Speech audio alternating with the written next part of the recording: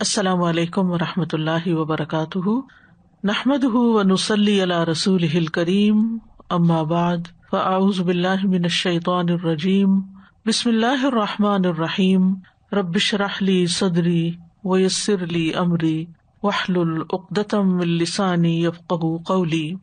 ہم قیامت کے دن کے حالات کے بارے میں پڑھ رہے تھے۔ آج ہم انشاءاللہ قیامت کے دن جو بندوں کا حساب ہوگا اس کے کچھ اصول و قواعد کے بارے میں پڑھیں گے۔ تو آئیے دیکھتے ہیں کہ وہ قیامت کا دن کیسا دن ہے۔ بسم اللہ الرحمن الرحیم، لا اقسم بیوم القیامہ ولا اقسم بالنفس اللوامہ، ایحسب الانسان ان لن نجمع عظامہ، بلی قادرین علی ان نسوی بنانہ، بل یرید الانسان لیفجر امامہ، یسأل ایان یوم القیامہ، فإذا برق البصر وخسف القمر وجمع الشمس والقمر، يقول الإنسان يومئذ أين المفر، كلا لا وزر إلى ربك يومئذ المستقر۔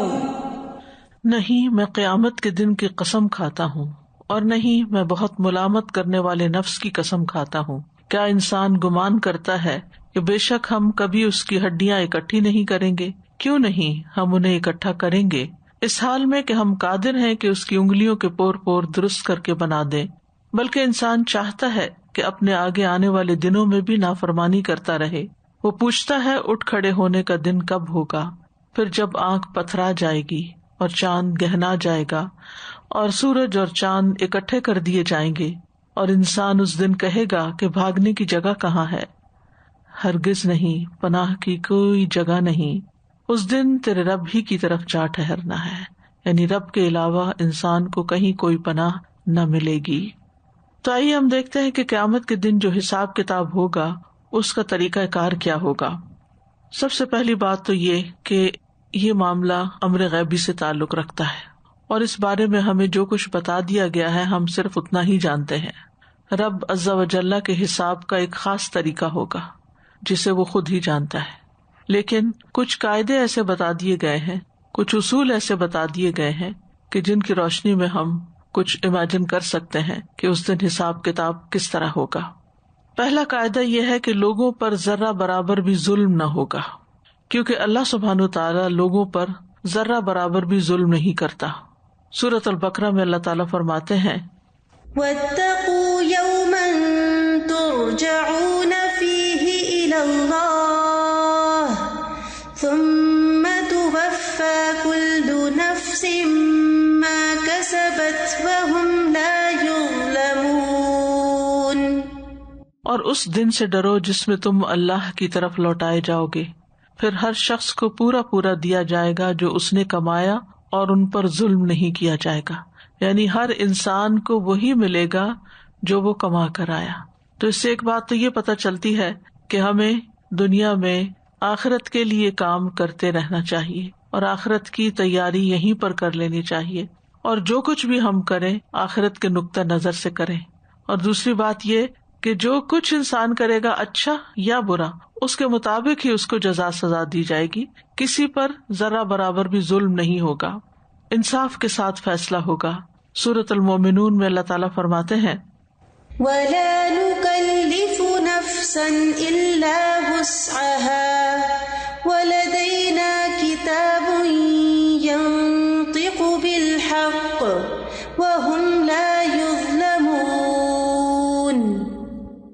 اور ہم کسی شخص کو تکلیف نہیں دیتے مگر اس کی وسعت کے مطابق، یعنی دنیا میں اتنا ہی بوجھ کسی پر ڈالتے ہیں جو وہ اٹھا سکتا ہے، اور ہمارے پاس ایک کتاب ہے جو حق کے ساتھ بولتی ہے، یعنی نامہ اعمال جو ہے وہ حق کے ساتھ انسان کی خبریں دے گا، اور وہ ظلم نہیں کیے جائیں گے، یعنی اللہ کے حضور جب وہ پہنچیں گے تو ان پر ظلم نہ ہوگا۔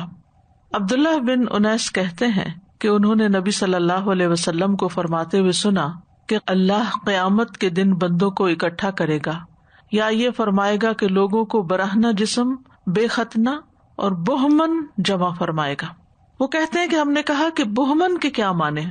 بہم، آپ نے فرمایا کہ ان کے پاس کچھ نہ ہوگا۔ پھر اللہ تعالیٰ انہیں ایسی آواز میں پکارے گا کہ اس کو دور والا اسی طرح سنے گا جس طرح قریب والا اسے سنے گا۔ فرمائے گا انا الدیان انا الملک، میں دیان ہوں۔ دیان کا معنی ہے زبردست اور خیر اور شر کا بدلہ لینے والا دین سے، اور ملک کا معنی میں بادشاہ ہوں۔ کسی جہنم والے کو حق نہیں کہ وہ جہنم میں داخل ہو اور اس کے پاس کسی جنتی کا حق ہو، یہاں تک کہ اسے بدلہ دلوا دوں۔ یعنی اگر جہنم میں جانے والے کے پاس کسی جنتی کا حق ہے تو وہ پہلے دلوایا جائے گا، پھر وہ جہنم میں جائے گا، اور کسی جنتی کو جنت میں داخل ہونے کا حق نہیں، اور یہ کہ اس کا کسی جہنمی کے پاس حق ہو، یعنی جہنمی کا حق اس کے پاس ہو، یہاں تک کہ میں اس سے اس کا بدلہ دلوا دوں، اگرچہ وہ ایک تمانچہ ہی کیوں نہ ہو۔ وہ کہتے ہیں ہم نے کہا یہ کس طرح ہوگا؟ یعنی صحابہ نے عرض کیا کہ یہ کیسے ہوگا جبکہ ہم برہنہ جسم، بے ختنہ اور بے زروں پر آئیں گے، یعنی ہمارے پاس تو کوئی چیز نہیں ہوگی، خالی ہاتھ ہوں گے، کپڑے بھی نہیں بدن کے ہوں گے۔ آپ نے فرمایا نیکیوں اور برائیوں کا معاملہ اور تبادلہ ہوگا، یعنی انسان جس پر ظلم کرتا ہے اور دنیا میں اس کا حق اس کو نہیں دیتا کسی بھی وجہ سے، قیامت کے دن وہ حق اس کو دینا پڑے گا، چاہے وہ جہنم میں جائے یا وہ جنت میں جائے۔ اب اگر ایک شخص جہنم میں جا رہا ہے اور اس کے پاس نیکیاں ہی نہیں ہے تو پھر کیا ہوگا؟ پھر اس شخص کی جس پر اس نے ظلم کیا، مظلوم کی برائیاں اپنے پلے میں لے کر وہ جہنم میں چلے گا، یعنی مظلوم کے حصے کی بھی سزا وہ خود بھگتے گا۔ دوسرا قاعدہ، یعنی پہلا قاعدہ کیا ہے کہ کسی پر کوئی ظلم نہیں ہوگا قیامت کے دن، ہر ایک کو وہی ملے گا جو اس نے کیا کمایا دنیا کے اندر۔ دوسرا قاعدہ، ہر چھوٹے بڑے عمل کا حساب لیا جائے گا، یعنی اللہ عز و جل بندوں کے اعمال میں سے ہر چھوٹی اور بڑی چیز کا حساب لے گا۔ اس میں انتہائی چھوٹی چیز بھی داخل ہو جاتی ہے اور بڑی سے بڑی بھی۔ سورۃ الزلزلہ میں فرمایا فَمَن يَعْمَلْ مِثْقَالَ ذَرَّةٍ خَيْرًا يَرَهُ وَمَن يَعْمَلْ مِثْقَالَ ذَرَّةٍ شَرًّا يَرَهُ۔ تو جو شخص ایک ذرہ برابر نیکی کرے گا اسے دیکھ لے گا، اور جو شخص ایک ذرہ برابر برائی کرے گا اسے دیکھ لے گا، یعنی چھوٹی سے چھوٹی برائی بھی، چھوٹی سے چھوٹی چیز بھی اس کے نامہ اعمال میں نظر آ جائے گی۔ یاد رکھیے حساب کی دو قسمیں، ایک ہے نامہ اعمال کی پیشی اور دوسری ہے چھان بین کا حساب۔ ایک ہے نامہ اعمال پیش کیا جانا، دیا جانا، اور دوسرا ہے پھر اس پہ چھان بین ہونا۔ تو پہلی قسم ہے نامہ اعمال پیش کیا جانے والا حساب۔ اس طرح کا حساب مومن کے ساتھ خاص ہے، اس کو اس کے عمل اور اس کے علم اور اللہ کی اس نعمت کے بارے میں پوچھا جائے گا جس نعمت کے ذریعے اللہ نے اس پر احسان فرمایا، یعنی کیا کام کیے، علم کتنا حاصل کیا، وہ جو 5 سوال ہے نا۔ پس مومن ایسا جواب دے گا جس سے اس کا سینہ کھل جائے گا اور اس کی حجت مضبوط ہو جائے گی اور اللہ کی نعمت ہمیشہ کے لیے اس پر قائم ہو جائے گی، یعنی وہ ایسا جواب دے گا ان نعمتوں کے بارے میں کہ وہ جواب اس کے حق میں ہی جائے گا، اور جب اس پر اس کا گناہ پیش کیا جائے گا تو اپنے گناہ کا اقرار کر لے گا، پھر اللہ تعالیٰ اس کے گناہ کی پردہ پوشی فرمائے گا اور اس سے درگزر کرے گا، یعنی نیک اعمال بھی دکھائے جائیں گے اور اس کی برائیاں بھی دکھائی جائیں گی۔ نیک اعمال پر وہ اچھا جواب دے گا کہ نعمتوں کو پا کر اس نے کیا کیا، اور جو اس کے اندر سیئات ہوں گی اس کا وہ اقرار کر لے گا، وہ نہ نہیں کرے گا کہ میں نے نہیں کی، کیونکہ جو نیک انسان ہوتا ہے وہ دنیا میں بھی اپنی غلطی جلدی مان لیتا ہے، وہ اپنے ساتھ سچا ہوتا ہے کہ جو کچھ میں نے کیا ہے وہ تو واقعی کیا ہے۔ جب انسان غلطی مان لیتا ہے تو پھر اس کے بعد اس کو معافی بھی مل جاتی، لیکن اگر کوئی شخص اپنی غلطی پر اصرار کرتا ہے، ہٹ دھرمی کا مظاہرہ کرتا ہے، تو دنیا میں تو وہ ایسے کر لیتا ہے لیکن اللہ کے ہاں جا کر کوئی چھپا نہیں سکے گا۔ تو مومن کا یہ رویہ ہی نہیں ہوتا، لہٰذا مومن وہاں فوراً اعتراف کر لے گا، اور جس وقت اس کے اعمال نامے کو اس کے سامنے رکھا جائے گا تو اس سے چھان بین اور کرید نہیں کی جائے گی، باریکی سے کام نہیں لیا جائے گا، نہ اعمال کی تحقیق کی جائے گی، وہ اپنا نامہ اعمال دائیں ہاتھ میں لے گا اور جنت میں اپنے گھر والوں کی طرف خوشی خوشی لوٹ جائے گا، کیونکہ وہ عذاب سے نجات پا چکا اور اجر و ثواب حاصل کرنے میں کامیاب ہو چکا۔ فَأَمَّا مَنْ أُوتِيَ كِتَابَهُ بِيَمِينِهِ فَسَوْفَ يُحَاسَبُ حِسَابًا يَسِيرًا وَيَنْقَلِبُ إِلَىٰ أَهْلِهِ مَسْرُورًا، یعنی وہ اپنے گھر والوں کے پاس خوشی خوشی لوٹ جائے گا۔ تو آسان حساب یہ جو اس آیت میں آتا ہے نا، فَسَوْفَ يُحَاسَبُ حِسَابًا يَسِيرًا، تو اس سے مراد صرف پیشی ہے۔ حضرت عائشہ رضی اللہ تعالی عنہا نبی صلی اللہ علیہ وسلم سے روایت کرتے ہوئے کہتی ہیں کہ آپ نے فرمایا، جس کا حساب کے وقت مناقشہ ہوا، یعنی اس سے کھود کرید کی گئی، اس کو تو ضرور عذاب ہوگا۔ جس کی پوچھ پڑتال شروع ہو گئی، انویسٹیگیشن شروع ہو گئی، پھر وہ نہیں بچ سکتا۔ حضرت عائشہ کہتی ہیں، میں نے کہا کہ اللہ تعالیٰ یہ نہیں فرماتا کہ فَسَوْفَ يُحَاسَبُ حِسَابًا يَسِيرًا؟ تو آپ نے فرمایا اس سے مراد تو صرف پیشی ہے، یعنی صرف پیش کیا جائے گا اس کا سب کچھ۔ دوسری قسم کا حساب جو چھان بین کا حساب ہوگا، یہ حساب اللہ تعالیٰ کافروں سے اور گناہگاروں میں سے جس سے چاہے گا کرے گا، یعنی ایمان والے گناہگاروں سے اور کافروں سے چھان بین کرے گا۔ کبھی ان کا یہ حساب لمبا بھی ہو جائے گا اور گناہوں کی کثرت کی وجہ سے مشکل حساب ہوگا، یعنی ایک شخص نے لا الہ الا اللہ پڑھی لیکن بے تحاشا گناہ کی، ساری زندگی گناہوں میں گزار دی، تو اس کی پوچھ ہو سکتی ہے۔ اور پھر ان میں سے جن جن کے کبیرہ گناہ ہوں گے، اللہ تعالیٰ ایک مدت تک کے لیے ان کو جہنم میں داخل کر دے گا، پھر ان کو نکالے گا، نبی صلی اللہ علیہ وسلم کی شفاعت سے وہ نکالے جائیں گے، پھر ہمیشہ کے لیے ان کو جنت میں داخل کر دے گا، لیکن وہ اپنے گناہوں کا خمیازہ پہلے بھگتیں گے جہنم میں، پھر اس کے بعد جنت کی طرف جائیں گے۔ پھر اسی طرح یہ یاد رہے کہ کافر اور مومن کے حساب کا بھی فرق ہے۔ علماء کرام نے اس بارے میں اختلاف کیا ہے، لَتُسْأَلُنَّ يَوْمَئِذٍ عَنِ النَّعِيمِ، یقیناً تم اس دن نعمتوں کے بارے میں ضرور پوچھے جاؤ گے۔ کیا اس سے صرف کافر مراد ہے یا مومن اور کافر دونوں مراد ہے؟ یعنی کس کس سے ضرور چھان بین کا سوال کیا جائے گا؟ تو درست بات یہ ہے کہ اس سے دونوں ہی مراد ہیں۔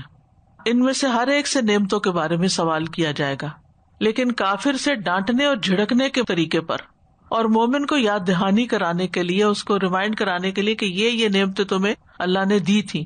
تو مومن سے جو سوال کیا جائے گا وہ محض اللہ عز و جل کی نعمتوں کی یاد دہانی کرانے کے لیے کیا جائے گا، یہاں تک کہ وہ خوش ہو جائے گا اور جان لے گا کہ جس نے دنیا میں اس پر انعام کیا وہ آخرت کی زندگی میں بھی اپنے انعام عطا کر کے اس پر کرم نوازی کر رہا ہے۔ جہاں تک کافر کی بات ہے تو اسے جھڑکنے اور اس کو متنبہ کرنے کے لیے سوال کیا جائے گا۔ ٹھیک ہے۔ تیسرا قاعدہ، کسی کے جرم کی سزا دوسرے کو نہیں ملے گی۔ پہلا قاعدہ کیا تھا؟ کسی پر ظلم نہیں کیا جائے گا۔ نمبر 2 قاعدہ کیا تھا؟ ہر چھوٹے بڑے عمل کا یا نعمتوں کا حساب ہوگا۔ اور تیسرا قاعدہ یہ کہ کسی کے جرم کی سزا دوسرے کو نہیں ملے گی، جس نے غلطی کی ہوگی وہی پکڑا جائے گا۔ دنیا میں تو آپ دیکھیں بہت دفعہ بے گناہ لوگ جیل میں پہنچ جاتے ہیں، قتل کسی نے کیا ہوتا ہے، نام کسی اور کے لگ جاتا ہے، انصاف نہیں ملتا دنیا میں۔ گناہ کسی نے کیا ہوتا ہے اور ساری زندگی سزا کوئی اور بھگتتا رہتا ہے، لیکن اللہ سبحانہ وتعالیٰ کے ہاں ایسا نہیں ہوگا۔ وہاں بالکل حق کے ساتھ، انصاف کے ساتھ فیصلہ ہوگا۔ کسی بھی آدمی کو دوسرے کے جرم کی وجہ سے نہیں پکڑا جائے گا۔ اللہ تعالیٰ کسی بھی شخص پر دوسرے کے گناہوں کا بوجھ نہیں ڈالے گا۔ سورۃ غافر میں اللہ تعالیٰ فرماتے ہیں، اليوم تجزى كل نفس بما كسبت لا ظلم اليوم ان اللہ سریع الحساب۔ آج ہر شخص کو اس کا بدلہ دیا جائے گا جو اس نے کمایا۔ آج کوئی ظلم نہیں، بے شک اللہ بہت جلد حساب لینے والا ہے، سریع الحساب۔ تو اس میں آپ دیکھیے ہر شخص کو اس کا بدلہ، اور پھر کوئی ظلم نہیں، اور حساب جلدی ہو جائے گا۔ 3 باتیں اس آیت میں فرمائیں، اور یہ عظیم قاعدہ ہے، ایمان کے اصولوں میں سے ایک اصول ہے جن اصولوں پر تمام انبیاء کی رسالت متفق رہی ہے۔ سورۃ النجم میں آتا ہے، ام لم ينبأ بما في صحف موسى وإبراهيم الذي وفى، یا اسے اس بات کی خبر نہیں دی گئی جو موسیٰ کے صحیفوں میں ہے اور ابراہیم کے صحیفوں میں، جس نے عہد کو پورا کیا۔ تو ابراہیم اور موسیٰ علیہ السلام کے صحیفوں میں کیا کچھ موجود تھا، اس کا ذکر بھی سورۃ النجم میں آتا ہے، وَإِبْرَاهِيمَ الَّذِي وَفَّى أَلَّا تَزِرُ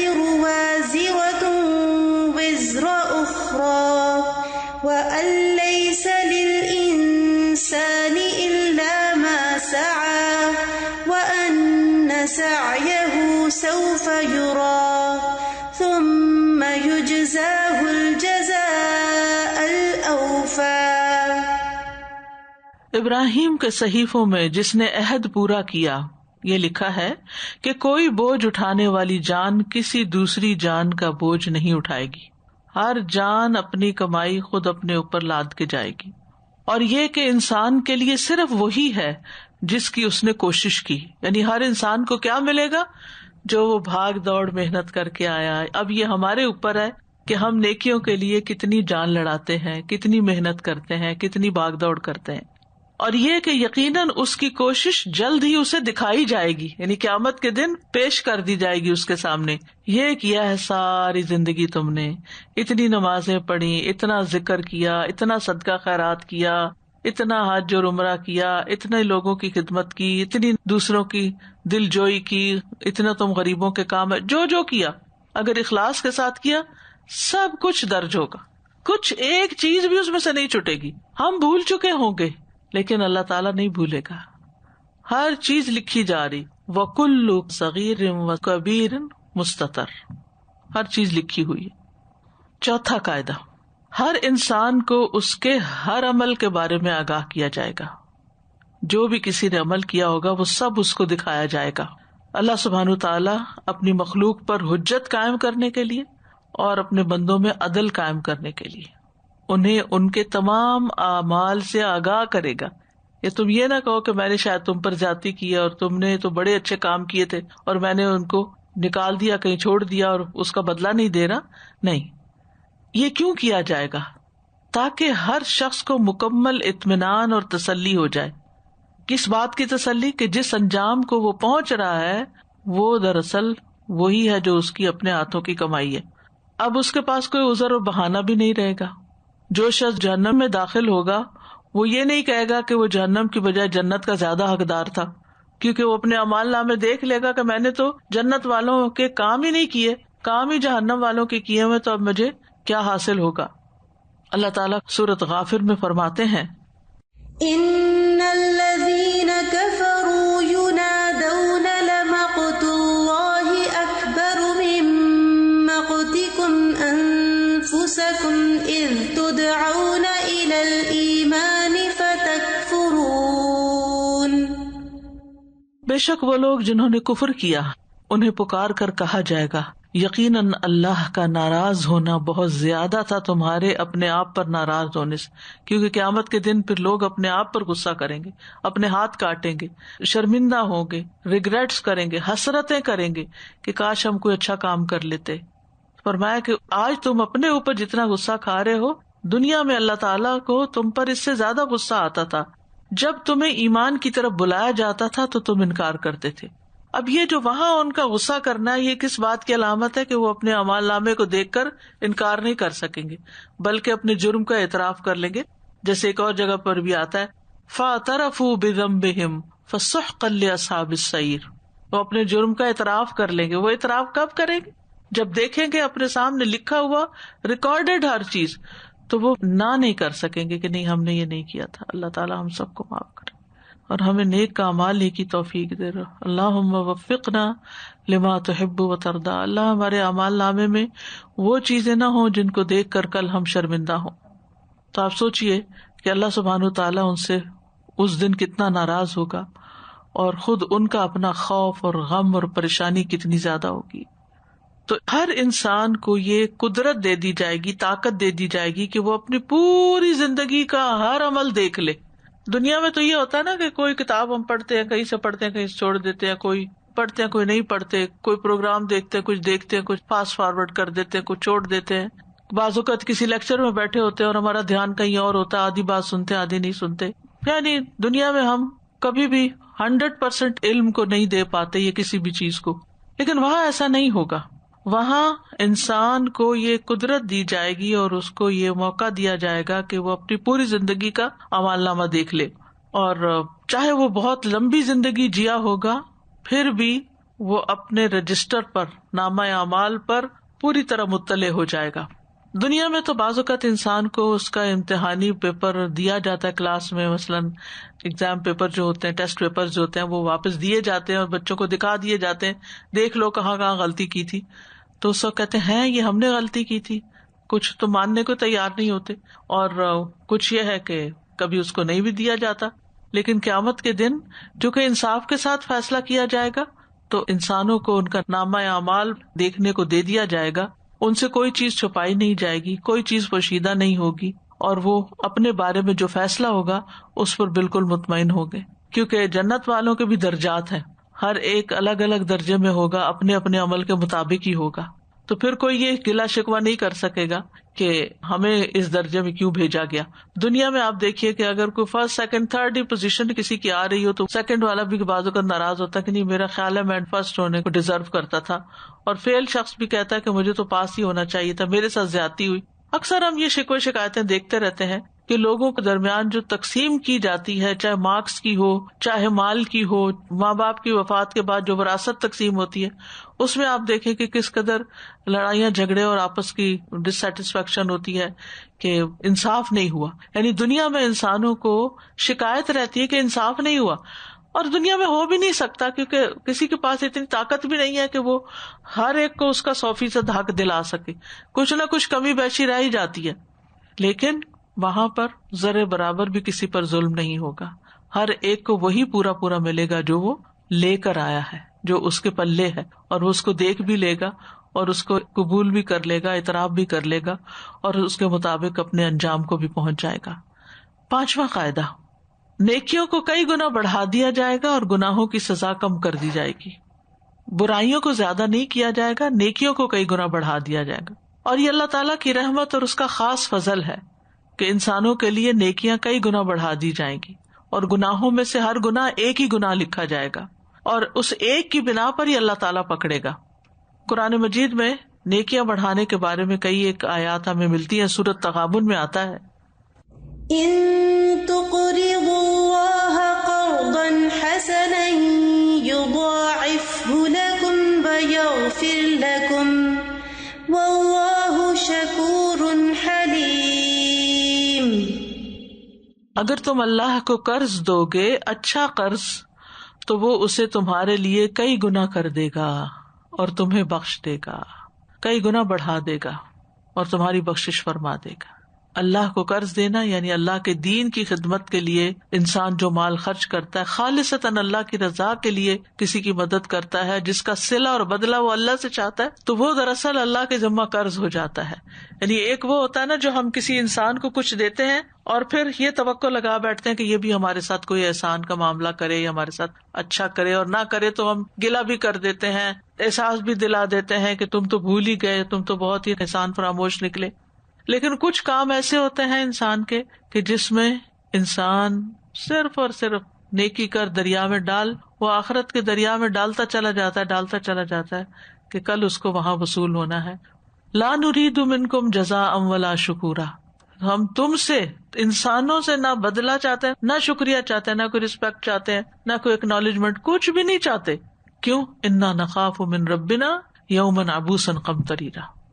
آخرت کا خوف، اللہ کا ڈر ان اس بات پر آمادہ کرتا ہے.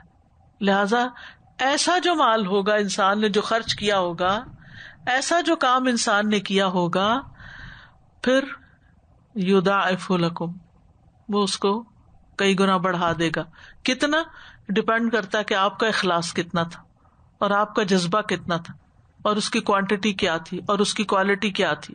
پھر سورۃ النساء آیت 40 میں آتا ہے، إن الله لا يظلم مثقال ذرة وإن تك حسنة يضاعفها ويؤت من لدنه أجرا عظيما. بے شک اللہ ایک ذرے کے برابر بھی ظلم نہیں کرتا، اور اگر وہ ایک نیکی ہوگی تو اسے دگنا کر دے گا اور اپنے پاس سے بہت بڑا اجر عطا کرے گا. ظلم نہیں کرے گا یعنی کہ اس کو اگنور نہیں کرے گا کہ اس کا کوئی بدلہ نہ دے، ذرے برابر بھی.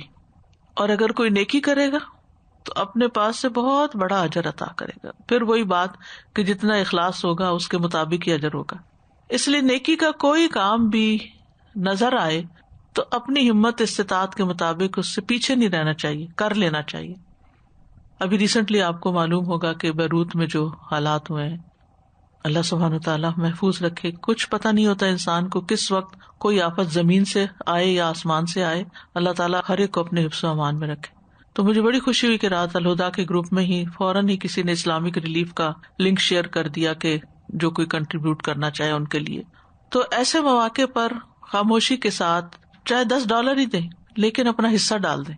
ہو سکتا ہے اس کی وجہ سے اللہ سبحانہ تعالیٰ آپ کو دنیا میں بھی کسی ایسے ڈیزاسٹر سے بچائے، کسی طوفان سے بچائے، کسی مصیبت سے، کسی قدرتی ناگہانی آفت سے بچائے، اور آخرت کے لیے تو جمع ہو ہی گیا. اور اس کا ایک فائدہ یہ ہوتا ہے ایسے لنکس پر شیئر کر لینے کا جو ریلائبل ٹرسٹ وردی ہوتے ہیں کہ کسی کو پتہ بھی نہیں چلتا کہ کیا دیا اور یہ دینے والا کون ہے، کیونکہ پرسنلی تو لوگ نہیں آپ کو جانتے ہوتے. تو کہنے کا مطلب یہ ہے کہ نیکی اگر کہیں بھی کرنے کا موقع مل رہا ہے نا، تھوڑی سی بھی، تو بس اپنا حصہ ڈال دیں. ہمیں نہیں پتا کہ کون سی نیکی کس وقت زیادہ اخلاص کے ساتھ ہوگی اور وہ ساری نیکیوں پر بھاری ہو جائے. کیونکہ یہ جو آیت ہے نا بڑی خوبصورت ہے، یعنی نیکی کو بڑھائے گا بھی، اس کو بھی ملٹی پلائی کرے گا، مزید وَيُؤْتِ مِن لَّدُنْهُ أَجْرًا عَظِيمًا، اپنے پاس سے بھی بہت بڑا اجر عطا کرے گا. پھر سورۃ الانعام میں آتا ہے من جاء بالحسنة فله 10 أمثالها ومن جاء بالسيئة فلا يجزى إلا مثلها وهم لا يظلمون. جو شخص نیکی لے کر آئے گا تو اس کے لیے اس جیسی 10 نیکیاں ہوں گی، ایک کے بدلے میں 10 ملیں گے. سبحان اللہ. اگر دنیا میں ہمارے ساتھ ایسے ہونے لگے تو وہ انویسٹمنٹ بھاگ کے کریں. کہیں بھی اگر ہمیں پتا چلے کہ یہ اس بزنس میں لگا دو 10% تو لازمی ملے گا، زیادہ بھی ہو سکتا ہے، تو ہم کہیں واقعی یقینی بات، ہاں یقینی بات ہے، 100% گارنٹی ہے، تو میرا نہیں خیال کہ کوئی بھی پیچھے رہے. اور جو برائی لے کر آئے گا سو اسے جزا نہیں دی جائے گی مگر اسی کی مثل، جتنی برائی ہوگی اتنا ہی بدلہ، اور ان پر ظلم نہیں کیا جائے گا. اللہ سبحانہ تعالیٰ کسی پر ظلم نہیں کرے گا. اب یہ نیکیوں کے بڑھائے جانے کی کئی مثالیں سنت سے بھی ہمیں ملتی ہیں. سہل بن حنیف کہتے ہیں کہ رسول اللہ صلی اللہ علیہ وسلم نے فرمایا، جس نے السلام علیکم کہا اس کے لیے 10 نیکیاں لکھی جائیں گی، اور جس نے السلام علیکم ورحمۃ اللہ کہا اس کے لیے 20 نیکیاں لکھی جائیں گی، اور جس نے السلام علیکم ورحمۃ اللہ وبرکاتہ کہا اس کے لیے 30 نیکیاں لکھی جائیں گی. ساتھ ساتھ اضافہ ہوتا چلا جاتا ہے جیسی جیسی ایفرٹ ہوتی ہے انسان کی. اسی طرح تسبیحات ہیں. نبی صلی اللہ علیہ وسلم نے فرمایا اللہ نے 4 کلمات چنے ہیں، سبحان اللہ والحمد للہ ولا الہ الا اللہ واللہ اکبر. جس نے سبحان اللہ کہا اس کے لیے 20 نیکیاں لکھ دی جاتی ہیں اور 20 برائیاں مٹا دی جاتی ہیں. کتنی دیر لگتی ہے اور کتنی مشکل ہے، کوئی مشکل ہی نہیں. اور جس نے اللہ اکبر کہا اس کے لیے بھی اسی طرح ہے، اور جس نے لا الہ الا اللہ کہا اس کے لیے بھی اسی طرح ہے. پھر اسی طرح اللہ کے راستے میں خرچ کرنے کا اجر ہے. رسول اللہ صلی اللہ علیہ وسلم نے فرمایا جو شخص اللہ کی راہ میں اپنی زائد چیز خرچ کر دے، زائد ایکسٹرا، تو اس کا ثواب 700 گنا ہوگا. کہاں یہ کہ اگر انسان اپنی ضرورت کاٹ کے پھر خرچ کرے تو کتنا بڑا ثواب ہوگا. اور جو اپنی ذات پر، یعنی اپنے لیے کوئی کپڑا لے لیا، کوئی کھانے کی چیز لے لی، اور اپنے گھر والوں پر خرچ کرے، یا کسی بیمار کی عیادت کرے، یا کسی تکلیف دہ چیز کو راستے سے ہٹا دے، تو ہر نیکی کا بدلہ اس کے مثل 10 نیکیاں ہوں گی. یعنی ان کاموں کو بھی اللہ تعالیٰ ہمارے حق میں نیکی شمار کرتا ہے، کیونکہ اللہ نے ہمارے ساتھ ضروریات لگائی ہیں نا. ہمیں پہننے کی بھی ضرورت ہوتی ہے، ہمیں کھانے کی بھی ضرورت ہوتی ہے، ہمیں پڑھنے لکھنے کی بھی ضرورت ہوتی ہے، تعلیم پر بھی خرچ کرنے کی ضرورت ہوتی ہے. یعنی اپنے پرسنل جو ضروریات ہیں ان کی بات کر رہی ہوں. پھر گھر والوں کی بھی ضروریات ہوتی ہیں، ان پر بھی خرچ کرنا ہوتا ہے. پھر اسی طرح بعض اوقات انسان کے پاس پیسے نہیں ہوتے لیکن یہ پتا چلتا ہے کوئی بیمار ہے تو اس کے پاس چلا جاتا ہے، یا اس کو فون کر لیتا ہے، یا کسی سے اس کا حال پوچھ لیتا ہے، یا اس کے لیے دعائی کر دیتا ہے، یا پھر کسی تکلیف دہ چیز کو راستے سے ہٹا دیتا ہے. یہ دیکھتا رہتا ہے کہ یہ چیز یہاں نامناسب ہے، یا کسی کو چوٹ لگ جائے گی، تو وہ غافل ہو کے نہیں گزرتا، اس کو بس ہٹا دیتا ہے. بعض اوقات چھوٹا سا کھسکانا ہوتا ہے کسی چیز کو، یا ایک ٹشو ہی اٹھانا ہوتا ہے، یا کہیں سے کوئی پانی ہی وائپ کرنا ہوتا ہے، تو اس پر بھی 10 نیکیاں مل رہی ہیں. پھر ہے چھٹا قاعدہ، نیک لوگوں کے گناہوں کو نیکیوں سے بدل دیا جائے گا.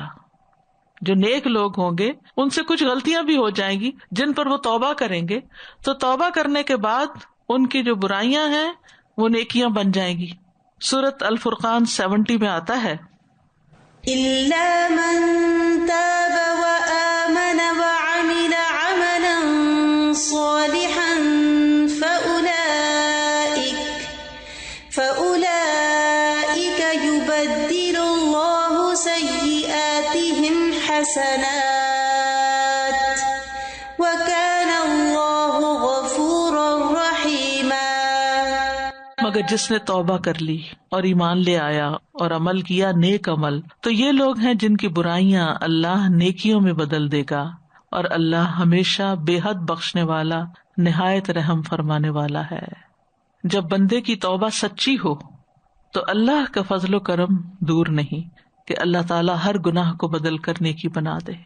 ہم میں سے ہر شخص نے ایک دور جاہلیت گزارا ہوا ہے کہ جس میں اس کے پاس علم نہیں تھا یا عمل کی قوت نہیں تھی.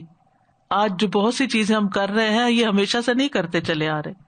اس عشرے میں تکبیرات کی طرف تھوڑی زیادہ توجہ کی تو میں سوچ رہی تھی یا اللہ میری پچھلی زندگی کا کیا ہوا، میں نے اتنا احساس کیوں نہ کیا.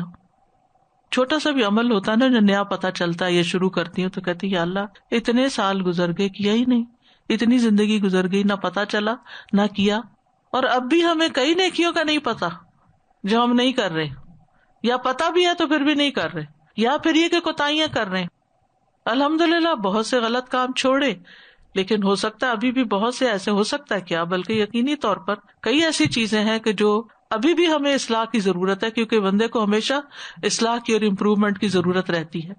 تو اگر انسان اپنی غلطیوں پر جو ماضی کی خاص طور پر یاد آئے کہ کسی کو کوئی سخت بات کہہ دی، کسی کے ساتھ زیادتی کر دی، کسی کی غیبت کر دی، بہت سی چیزیں ہوتی ہیں زندگی میں، انسان ان پر شرمندہ ہو اور روئے اور اللہ سے معافی مانگے، اور جب کوئی گناہ زیادہ ستانے لگے تو صلاۃ التوبہ پڑھے، تو انشاءاللہ اللہ سبحانہ وتعالیٰ اپنی رحمت سے ان گناہوں کو نیکی میں بدل دے گا، کیونکہ اسے توبہ کی نے صاف کر دیا نا.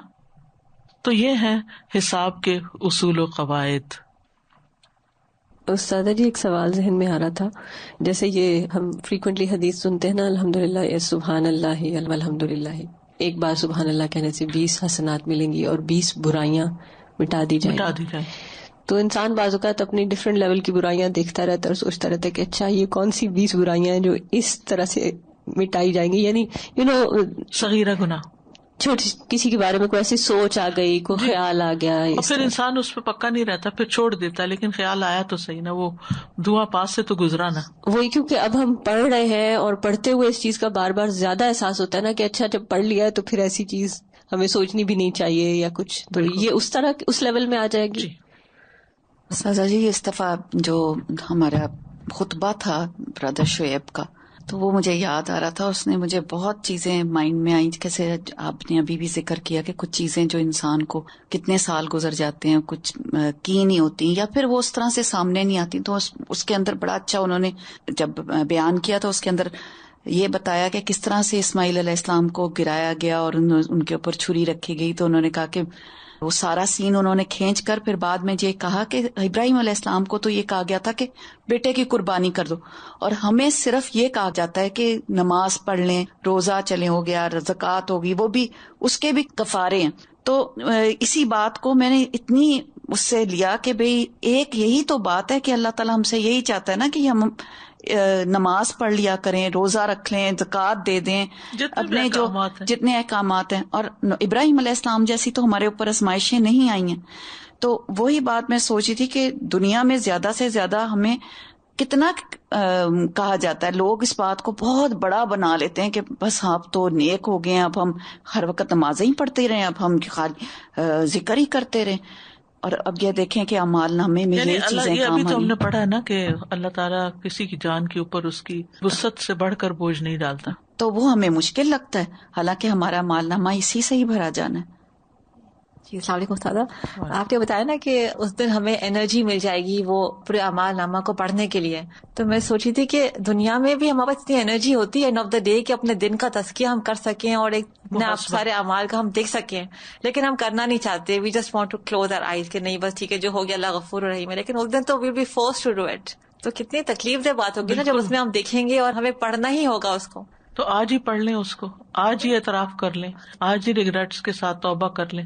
استاذہ میں سوچ رہی تھی کہ ابھی جب ہم یہ پڑھ رہے ہیں تو ظاہر ہے اپنا ہی اعمال نامہ انسان دیکھتا ہے جیسے, تو ابھی تو جیسے کچھ چند ایک چیزیں ہیں نا جو موٹی موٹی آپ کو یاد آ رہی ہوتی ہیں, ابھی تو پتہ نہیں کتنی اور ایسی بے شمار ہوں گی جو تو ہمارے ذہن میں بھی نہیں ہے, جو ہم بھول چکے ہیں. ایک دن کا ہی کرنے بیٹھے تو یاد ہی نہیں رہتا. تو استاذہ جی یہ جو بھی بات آپ نے فرمائی نا کہ وہاں پہ تو انکار کی گنجائش ہی نہیں ہوگی, تو یہاں پہ نا جیسے کورٹ کا سسٹم ہوتا ہے تو اس میں آپ کی وہ سیوک ڈیوٹی ہوتی ہے, آپ کو نا جانا ہوتا ہے اس میں.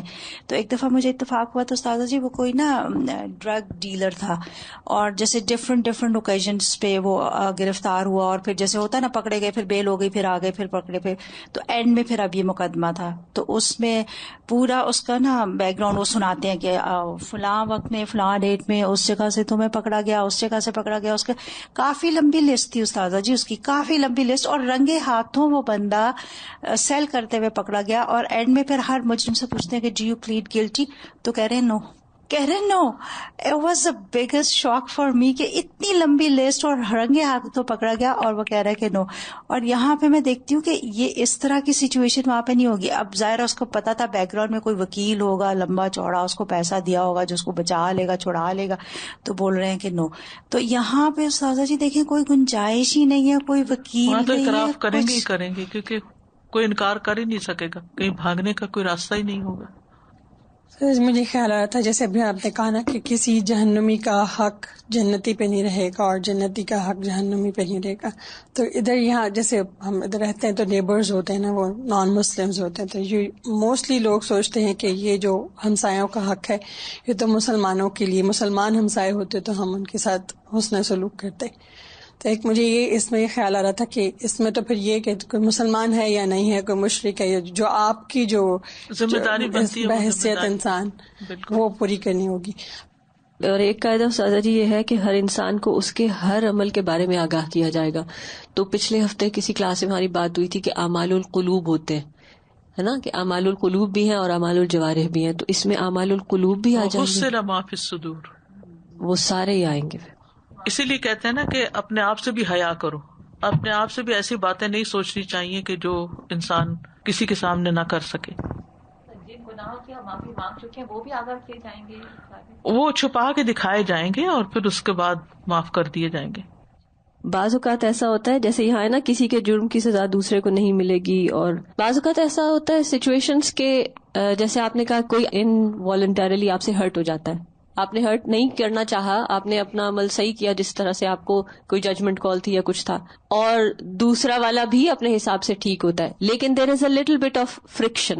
اس میں پھر کس طرح ہوگا, کیونکہ غلطی دونوں اینڈ کی نہیں ہے. ہاں, پھر وہ تو اللہ تعالیٰ ہی فیصلہ کرے گا نا, کیونکہ وہ تو ہر چیز سے خوب واقف ہے. ہم نہیں کر سکتے فیصلہ اس کا کہ کس کے حق میں ہوگا اور کس کے نہیں.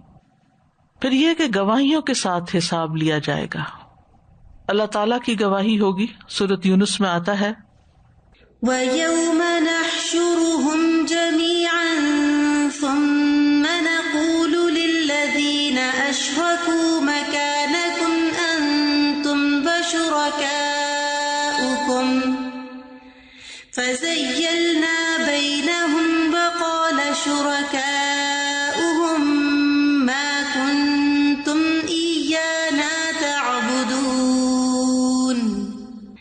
فَكَفَى بِاللَّهِ شَهِيدًا بَيْنَنَا وَبَيْنَكُمْ إِن كُنَّا عَنْ عِبَادَتِكُمْ لَغَافِلِينَ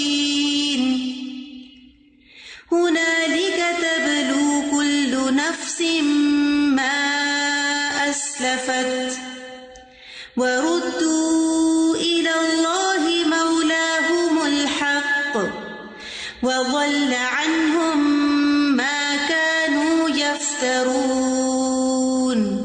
ہم جو کچھ بھی کر رہے ہیں اللہ سبحانہ وتعالیٰ اس پر گواہ ہے. ان اللہ کان علی کل شیء شہیدا, اللہ تعالیٰ ہر چیز پر گواہ ہے. ایک اور جگہ پر آتا ہے وَلَا تَعْمَلُونَ مِنْ عَمَلٍ إِلَّا كُنَّا عَلَيْكُمْ شُهُودًا إِذْ تُفِيضُونَ فِيهِ. اور تم کوئی عمل نہیں کرتے مگر ہم تم پر شاہد ہوتے ہیں جب تم اس میں مشغول ہوتے ہو. تو اللہ سبحانہ تعالیٰ سے پرائیویسی نام کی کوئی چیز نہیں، کیونکہ اللہ تعالیٰ ہر جگہ دیکھتا ہے اور اس کے فرشتے بھی ہر جگہ ہمارے ساتھ ہوتے ہیں. اور اکیلے اللہ کی گواہی بھی کافی ہے. قُلْ كَفَى بِاللَّهِ شَهِيدًا. پھر اسی طرح انبیاء کی گواہی ہوگی. وَجِيءَ بِالنَّبِيِّينَ وَالشُّهَدَاءِ. اور نبی اور گواہ لائے جائیں گے، اور امتوں میں سے سب سے پہلے رسول گواہی دیں گے، اور ہر رسول اس بات کی گواہی دے گا کہ اس نے اپنی امت کو پیغام پہنچا دیا تھا. سورۃ النساء میں آتا ہے فَكَيْفَ إِذَا جِئْنَا مِن كُلِّ أُمَّةٍ بِشَهِيدٍ وَجِئْنَا بِكَ عَلَىٰ هَٰؤُلَاءِ شَهِيدًا. پھر کیا حال ہوگا جب ہم ہر امت سے ایک گواہ لائیں گے اور آپ کو ان لوگوں پر گواہ لائیں گے. سورۃ النحل میں آتا ہے وَيَوْمَ نَبْعَثُ فِي كُلِّ أُمَّةٍ شَهِيدًا عَلَيْهِمْ مِنْ أَنفُسِهِمْ. اور جس دن ہم ہر امت میں ان پر انہی میں سے ایک گواہ کھڑا کریں گے. پھر امت محمد صلی اللہ علیہ وسلم کی گواہی ہوگی. وَكَذَلِكَ جَعَلْنَاكُمْ أُمَّةً وَسَطًا لِتَكُونُوا شُهَدَاءَ عَلَى النَّاسِ وَيَكُونَ الرَّسُولُ عَلَيْكُمْ شَهِيدًا. اور اسی طرح ہم نے تمہیں سب سے بہتر امت بنایا تاکہ تم لوگوں پر شہادت دینے والے بنو اور رسول تم پر شہادت دینے والا بنے. پھر دوسری امتوں پر اس امت کی گواہی ہوگی، یعنی قیامت کے دن جب اللہ رسولوں سے ان کی تبلیغ کے متعلق سوال کرے گا اور جھٹلانے والی امتوں سے اس کے بارے میں سوال کرے گا تو وہ انکار کر دیں گی کہ انبیاء نے انہیں تبلیغ نہیں کی. تو انبیاء کرام اس امت کی گواہی طلب کریں گے. ٹھیک ہے. رسول اللہ صلی اللہ علیہ وسلم نے فرمایا قیامت کے دن کوئی نبی آئے گا، اس کے ساتھ صرف 2 امتی ہوں گے. کوئی نبی آئے گا، اس کے ساتھ 3 ہوں گے، کسی کے ساتھ اس سے زیادہ اور کسی کے ساتھ اس سے کم. تو نبی کو کہا جائے گا کیا تم نے اپنی قوم تک پیغام پہنچا دیا تھا؟ اس پر وہ کہے گا جی ہاں. پھر اس کی امت کو بلا کر پوچھا جائے گا کیا تمہارے نبی نے تمہیں اللہ کا پیغام پہنچا دیا؟ وہ کہیں گے نہیں. تو نبی سے کہا جائے گا تمہارے حق میں کون گواہی دے گا؟ تو وہ کہے گا محمد صلی اللہ علیہ وسلم اور ان کی امت، کیونکہ ان کی امت میں سے تو کوئی گواہی دینے والا نہیں ہوگا. سو محمد صلی اللہ علیہ وسلم کی امت کو بلایا جائے گا اور اس سے کہا جائے گا کیا اس نبی نے اپنی قوم کو اللہ کا پیغام پہنچا دیا؟ وہ کہے گی ہاں. اس پر اللہ پوچھے گا تمہیں کیسے پتا چلا؟ وہ کہے گی ہمیں ہمارے نبی نے اس کے بارے میں بتایا کہ تمام رسولوں نے اپنی امتوں تک پیغام پہنچا دیا تھا اور ہم نے آپ کی تصدیق کی. اور یہی اللہ کے اس فرمان کا مطلب ہے وَكَذَلِكَ جَعَلْنَاكُمْ أُمَّةً وَسَطًا لِتَكُونُوا شُهَدَاءَ عَلَى النَّاسِ وَيَكُونَ الرَّسُولُ عَلَيْكُمْ شَهِيدًا. اور اسی طرح ہم نے تمہیں سب سے بہتر امت بنایا تاکہ تم لوگوں پر شہادت دینے والے بنو اور رسول تم پر شہادت دینے والا ہو. پھر فرشتوں کی گواہی ہوگی. سورۃ قاف میں آتا ہے وَجَاءَتْ كُلُّ نَفْسٍ مَعَهَا سَائِقٌ وَشَهِيدٌ. اور ہر شخص آئے گا، یعنی قیامت کے دن قبر سے اٹھ کے آئے گا، اس کے ساتھ ایک ہانکنے والا، چلانے والا اور ایک گواہی دینے والا ہوگا. ابن کثیر سائق اور شہید کے بارے میں کہتے ہیں کہ اس کا مطلب یہ ہے کہ یہ ایسا فرشتہ ہوگا جو ان کو محشر کی طرف ہانک کر لے جائے گا، اور ایک فرشتہ ان کے اعمال کی گواہی دے گا. ہم میں سے ہر ایک قیامت کے دن اس طرح آئے گا کہ اس کے ساتھ 2 فرشتے ہوں گے، ایک پکڑ کر لے جائے گا اور دوسرا خلاف گواہی دے گا، اور نامہ اعمال کھول کر دکھا دیے جائیں گے جن سے بندے بے خبر ہیں. اور فرشتہ کہے گا ھذا ما لدی عتید، یہ ہے میرے پاس جو تیار ہے، اور فرشتے بھی گواہی دیں گے. پھر زمین کی گواہی ہوگی. یومئذ تحدث اخبارها بان ربک اوحی لها. یعنی جس زمین پر ہم زندگی گزار رہے ہیں، یہ زمین ہمارے ہر اچھے برے عمل کی گواہی دے گی، کیونکہ رب نے اس کی طرف وحی کی ہوگی. علماء کہتے ہیں کہ جو زمین کی کسی جگہ پر بھی اللہ تعالیٰ کی نافرمانی کرے، وہ اسی جگہ پر نیکی بھی کرے، یہاں تک کہ زمین اس کے لیے نیک اعمال کی بھی گواہی دے جیسے کہ وہ برے اعمال کی گواہی دے گی. یعنی اگر آپ نے کسی جگہ کو غلط کام کیا تو اس جگہ اچھا بھی کرے، تاکہ زمین اگر بری گواہی دے رہی ہے تو پھر اچھی بھی دے تو صفائی ہو جائے نا. کیونکہ ان الحسنات یذہبن السیئات، بے شک نیکیاں برائیوں کو لے جاتی ہیں. پھر چیزوں کی بھی گواہی ہوگی، چیزیں بھی گواہی دیں گی. عبد الرحمن بن ابو ساسا جو ابو سعید خدری کی کفالت میں تھے اپنے والد سے روایت کرتے ہیں، اور وہ کہتے ہیں کہ مجھ سے ابو سعید رضی اللہ عنہ نے فرمایا، جبکہ ان کے والد ابو سعید کے حجرے میں تھے، کہ جب تم جنگل میں ہو تو اذان بلند آواز سے دیا کرو، کیونکہ میں نے رسول اللہ صلی اللہ علیہ وسلم سے سنا ہے جو بھی جن، انسان، درخت یا پتھر اس مؤذن کی آواز سنے گا قیامت کو اس کے حق میں گواہی دے گا. یعنی جو چیزیں ہماری آوازیں سنتی ہیں اگر اچھی بات کریں، اللہ کا ذکر کریں گے تو وہ بھی گواہی دیں گی. مثلا ہم گھر میں بیٹھ کے اونچی آواز سے تلاوت کر رہے ہوتے ہیں یا کوئی ذکر کر رہے ہوتے ہیں تو وہ جو بھی ہمارے آس پاس کی دیواریں سنتی ہیں وہ گواہی دیں گی. رسول اللہ صلی اللہ علیہ وسلم نے کیا فرمایا؟ جن، انسان، درخت، پتھر، جو بھی مؤذن کی آواز سنے گا، پتھر بھی اس کے حق میں گواہی دے گا. پھر انسان کا اپنا نفس بھی گواہی دے گا. انسان کا اپنا نفس سورۃ فصلت میں آتا ہے، یہاں تک کہ جو ہی اس کے پاس پہنچیں گے ان کے کان اور ان کی آنکھیں اور ان کے چمڑے ان کے خلاف اس کی شہادت دیں گے جو وہ کیا کرتے تھے. اور وہ اپنے چمڑوں سے کہیں گے، یعنی جلدوں سے، کھالوں سے، تم ہمارے خلاف کیوں گواہی دے رہے ہو؟ وہ کہیں گی، ہمیں اس اللہ نے بلوا دیا جس نے ہر چیز کو بلوایا، اور اسی نے تمہیں پہلی بار پیدا کیا، اور اسی کی طرف تم واپس لائے جا رہے ہو. اور تم اس سے پردہ نہیں کرتے تھے کہ تمہارے خلاف تمہارے کان گواہی دیں گے، اور نہ تمہاری آنکھیں اور نہ تمہاری کھالیں، لیکن تم نے گمان کیا کہ بے شک اللہ بہت سے کام جو تم کرتے ہو جانتا نہیں. یہ تمہارا گمان تھا جو تم نے اپنے رب کے بارے میں کیا، اسی نے تمہیں ہلاک کیا، سو تم خسارہ اٹھانے والوں میں سے ہو گئے. یعنی جب انسان غلط کام کرتا تو بھول جاتا کہ اللہ دیکھ رہا ہے. پھر منہ پر مہر لگ جائے گی اور اعضاء بولیں گے، ہاتھ پاؤں بولیں گے، جلد بولے گی.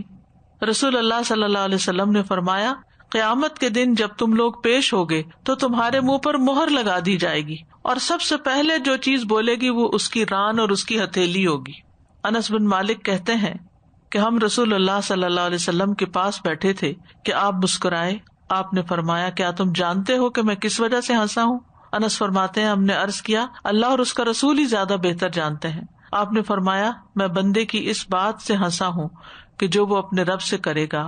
وہ بندہ عرض کرے گا، اے رب، کیا تو نے مجھے ظلم سے پناہ نہیں دی؟ پھر بندہ کہے گا، میں اپنے اوپر اپنی ذات کے علاوہ کسی کی گواہی جائز نہیں سمجھتا.